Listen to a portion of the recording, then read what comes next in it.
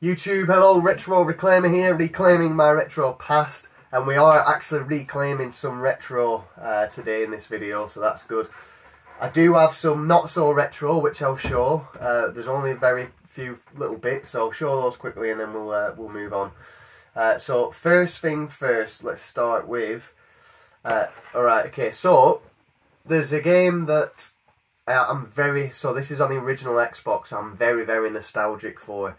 And that is Jurassic Park Operation Genesis.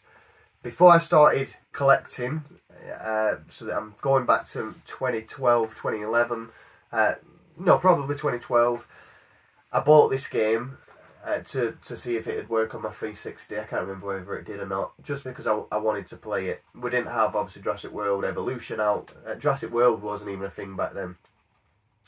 But yeah, I always remember this game. I actually borrowed it back in the day from a friend from school, and there was a fiver inside. I remember I lent the game to a friend of mine, so I borrowed this game. I then lent it on to someone else, and it was gone for ages, and then we got it back, but obviously my mate wanted it, so I give it him back without the fiver. I didn't take it, I think my brother took it, I can't remember. But yeah, I've always had a lot of nostalgia for it because of that. I used to love, obviously, it's based on sort of Jurassic Park 3. It was, I'm guessing it released around the same time as the movie, maybe a couple of years later. Basically, build a park from scratch. All the cosmetics, all the design is from the original Jurassic Park film, and then you've obviously got the Spinosaurus from the Jurassic Park 3 movie. There's a group of missions that you can do, a bit like if you've played Zoo Tycoon and you've got a campaign mode, a bit similar to that. And there's also another set of missions, which, yeah, so there's, I think one's called like activities and then the other's called missions. Basically, the missions aren't so much about running a park, but they're about killing dinosaurs. A park that's been I don't know, there's been a tornado or something, everything's failed, so you've got to rescue people, kill the dinosaurs or sedate dinosaurs, muster dinosaurs to a certain point, take photos of them playing, drinking, hunting. But if you finished all those missions, you'd unlock Site B, where you basically just, you sculpt an island, you then set, so you build these hatcheries, you basically create whatever dinosaurs you want, and then you just get to watch them. And I remember back in the day, it blew me away. Not so much now, but basically I'd get all these herbivores, all the large ones, all the Stegosaurus and whatever, and then I'd also have like T-Rexes, Spinosauruses, Velociraptors roaming around, and I'd basically just follow a particular dinosaur, watch what it does. Ultimately, if it was a herbivore, it'd get in a battle and die, or if it died, I'd then follow the T-Rex, for example. I remember once following this T-Rex, and it went to hunt these Stegosaurus. As it sort of battled with them, the Stegosaurus actually killed the T-Rex, you know, with its spiky tail.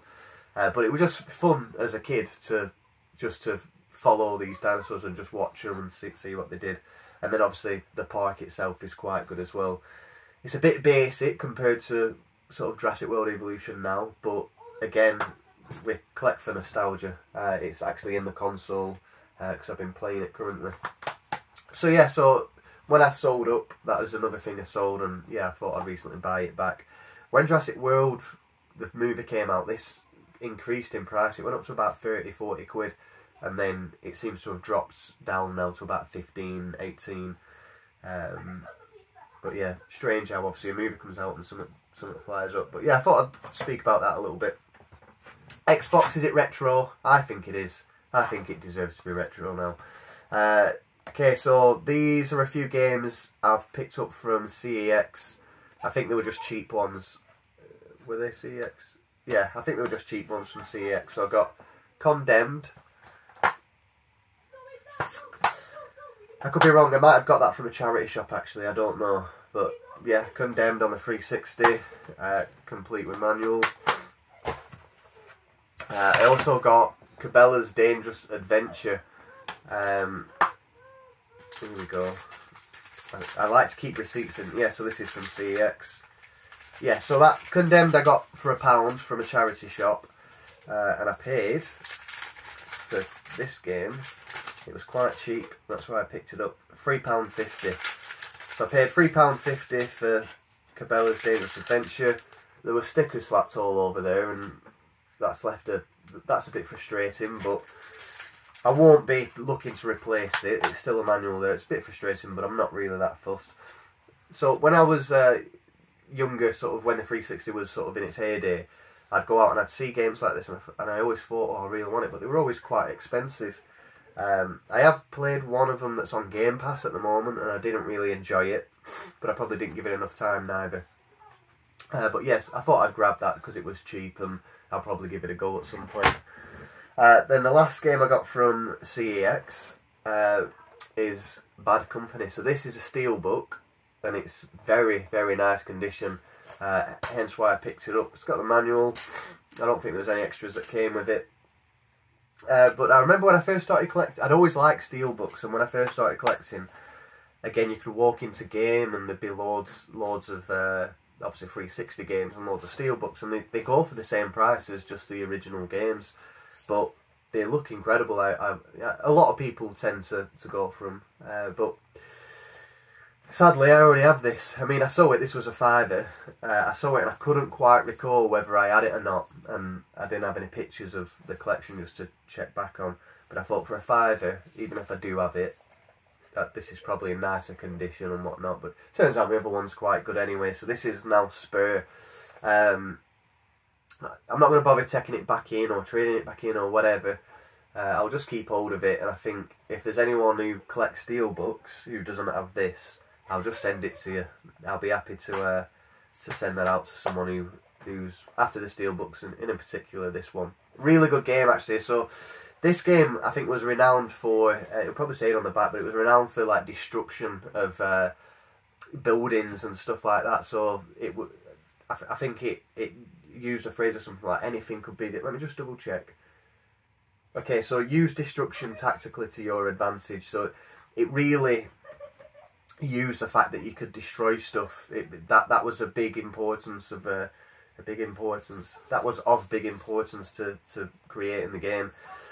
And I remember one particular moment. So I've not played this game since I first played it back in the day. And I remember a particular moment. I'm up in a building sniping, and I was in an attic, and I was sniping out of a window. I don't know what you call those windows, like a Velux, is it? A Velux window. And I'm just sniping out of a window, and I could see a tank, and it was a bit like the scene from Saving Private Ryan. You know, the turret turns towards me, and I'm thinking, oh God. So I start to run out because I think it's going to shoot me and blow me up. As I run downstairs, big explosion, you know, it does all the screens shaky a bit, and you can hear the ringing in your ears. And I sort of went back to my position then to carry on sniping, but the whole top floor was gone. So I was just a sitting duck wide in the open. But it was just very immersive and realistic that happened. So yeah, it's definitely worth a play just for that element. It's definitely worth a play just for that element. But yeah, I've obviously already got it. So if anyone's got steelbooks and needs this, please just get in touch with me. However, a comment or Instagram or whatever, and just tell me you want it and I'll send it over. Right, so I went to CEX on another occasion in Preston actually. I've been playing Jurassic Park, I've been playing Jurassic World, and it got me thinking I want to watch Jurassic World Dominion again. I watched it in cinemas but not since.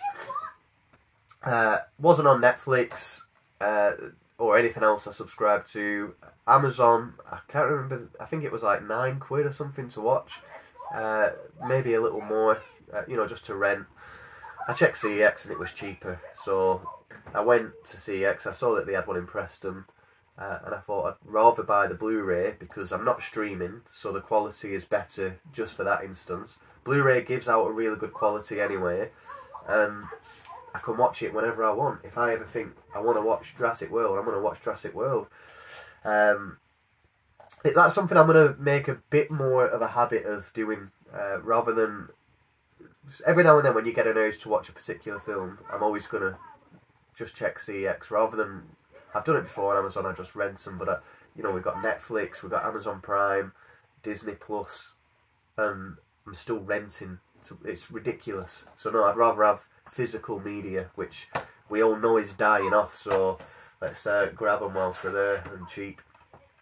Whilst I were there was another film that I wanted to grab. I used to have this, I don't know what happened, I think I might have lent it to someone and it's been gone ever since, and that was Avatar in 3D. I love watching 3D films, and this is certainly one of the best that I've ever seen 3D. I don't really use... I've got a 3D TV that's up in the bedroom at the moment. I don't really use a 3D technology anymore, but if the moment I upgrade TVs again, I'll probably will swap it all around and have... I'll never get rid of that 3D TV, you know, so long as it's working. Just to watch 3D films, because they don't really make 3D TVs anymore. I'm struggling here. Okay, and then another thing that I grabbed, I saw this on the shelf, Halo 3, and this is the limited edition steelbook. I can't remember what I paid for this. It should be in here. So, £10. I paid a tenner for it. So yeah, for a tenner I would definitely grabbing it. I'll never play this. I've got so many versions of Halo 3 on the 360, but it was just solely for collector purposes. I've got a lot of the Halo 3 steelbooks and stuff, but everything's in there. These things really, I really enjoy seeing stuff like this. You know, the old poster. There's an art book. I'll not flip through it, but an art book of, obviously, we all know what Halo looks like. Wow, God, I'm suffering. And then this is the main thing here. So this is just the back. There's nothing there. A limited edition disc. So I can't remember, what does it say that's on there. Okay, a series of short films. You know, on making of Halo 3. You know, stuff like that, which is mega. It's mega. I think to chuck something like that in and just to have that. No doubt that it's on YouTube readily available, but we're collectors, aren't we? We like to have physical things and be able to, if there's a storm and there's no internet, well, we don't need it.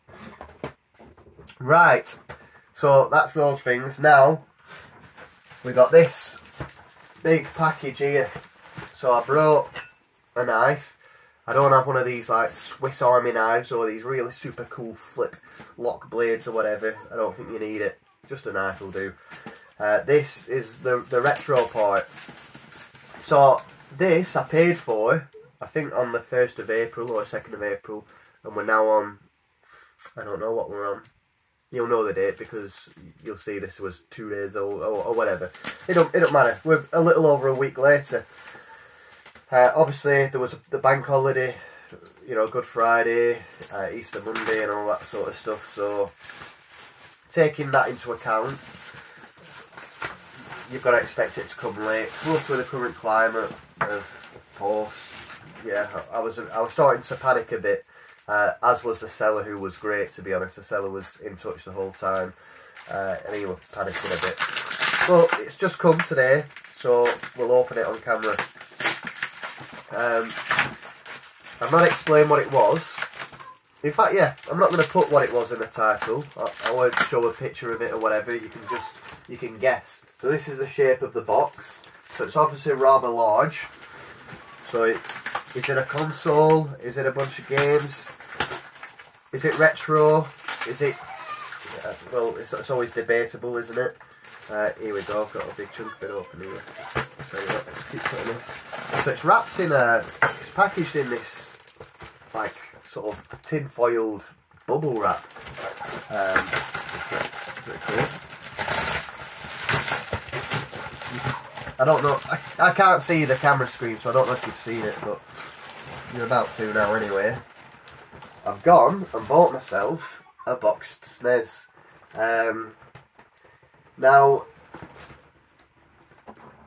a lot of you are probably thinking, what on earth are you doing? Why are you doing that? Because of course, buying this, I've got no SNES games at the moment.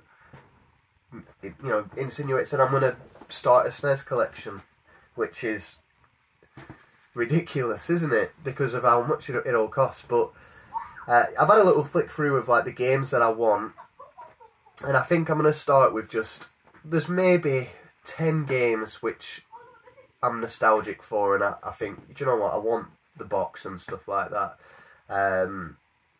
So I will grab those. There's nothing crazy expensive, so I will look at getting those. But I've seen obviously about these EverDrives, and I thought, well, if I have one of these and I buy an EverDrive, well, it's a million times better than playing the SNES library on the Switch or emulating on a computer. You're playing the hardware. So I bought this off eBay. I saw the bid started at 120, and I looked through the pictures and stuff, and there was like 20 minutes left, and I thought, no one's bidded yet. I thought, if that goes for 120, that'll be quite a good buy. So I waited. It got down to 10 minutes, and I was like, I'm putting a bid on. I spoke to the missus about it, and we was out shopping, so I'm watching. I throw the bid on. Didn't really expect to win it for 120. I thought I won't go any higher. And then, yeah, I was the only bidder, so I won it for 120, which I think is a good price for a boxed SNES. I don't know, am I right or wrong? They seem to go for a bit more. The box is in really good condition. Obviously, there's wear and tear, scuff marks and whatever, but everything, it's all, everything's visible. It's just creases from use, which I don't mind, because I buy to collect, but I also buy to use it as well. So if something is too perfect, then it puts you off using it. So let's have a look inside. So this is obviously the 2 controller pack with Super Mario World. Are we opening it the right way? Okay, so let's just make sure there's nothing else in there. So it comes with this cardboard bit on top, which I don't know if that's original. It seems to fit perfectly. I don't know, I'll have to watch unboxings to see if that's original, because I'm not sure. So we've got Super Mario World. So the one thing with these as well is being worried about whether they're reproduction or not, which of course I wouldn't know. I'd have to have a look, but that's one thing I get worried about. So I don't know if anyone's sort of watching this now and has a glance over. I wouldn't even know where to start. I know you've got to look at the label. Is it sort of within its space? But yeah, I'm not really sure. I'd have to. It seems legit, and the seller had lots of good reviews. Yeah, I've got no reason to believe that it wouldn't be fake or whatever. But obviously the manual there for Super Mario World. But this is what I mean. So I can play this on the SNES, on the Switch, but having the manual and the old sound, the old hardware, looking through stuff like this is just, yeah, you can't beat it. So there's RF cable. There's the power supply. And then there's also the, I wonder if there's a contents, just to make sure everything is here what would originally come with it. But yeah, official Nintendo AV or component. Or is it the same thing? I don't know. Controllers. So we've got 2 controllers, and they're in lovely condition. So again, there's marks, there's scratches, there's signs of, use, that they're as old as me, these things. Have we got a date on it? But yeah, they're over 30 years old, so you've got to expect to have a bit of wear. So I'm not looking for absolutely immaculate condition. One thing that does need a bit of a clean is the foam that it comes in. There's bits of marks in there which I don't know, I might try and clean up a bit. And then the console itself, so again it's in, I'd say, relatively good condition.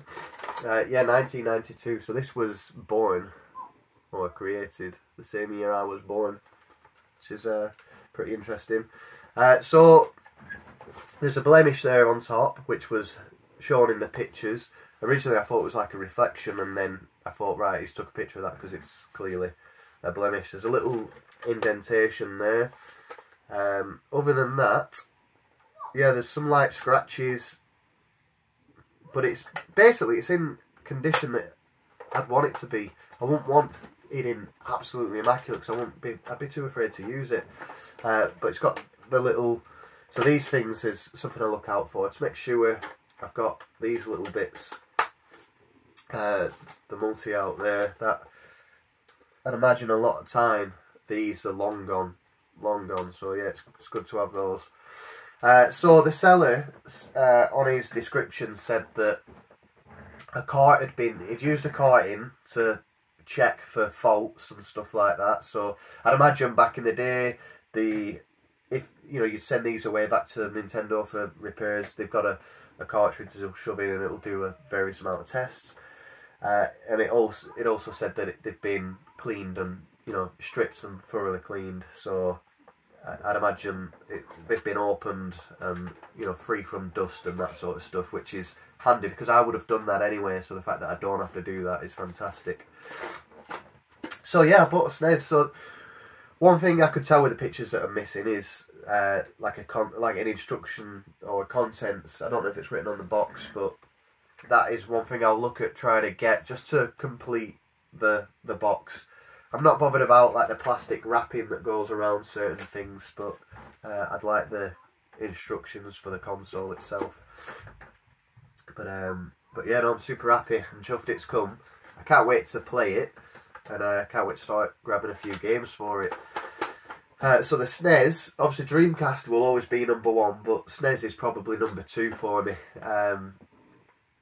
This was the first console I owned individually. So we had family consoles, we had a NES, a Sega Saturn. So I got this quite late. The N64 was definitely already out. PS1 was definitely out. And yeah, I remember playing a game, I was playing Addams Family on, I think it must have been a friend's SNES or whatever, I'm not sure. And I got one for Christmas that year with Addams Family. So yeah, fantastic, absolutely fantastic. I'm buzzing. So that's it. I hope you enjoyed seeing some retro, and I will be picking up some boxed SNES games. I'm not going to go crazy and get any sort of hidden gems or whatever, but just some of the ones that I'm nostalgic for.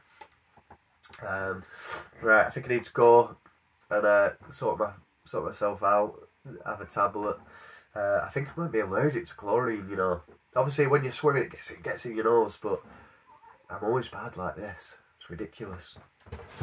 And of course I need to plug it in, test it and make sure it works so that I can leave my feedback and whatnot for the seller. Okay guys, so thank you very much for watching. I'm going to reclaim my retro past and enjoy myself a little bit, and we'll see you in the next video. Alright, cheers, bye bye.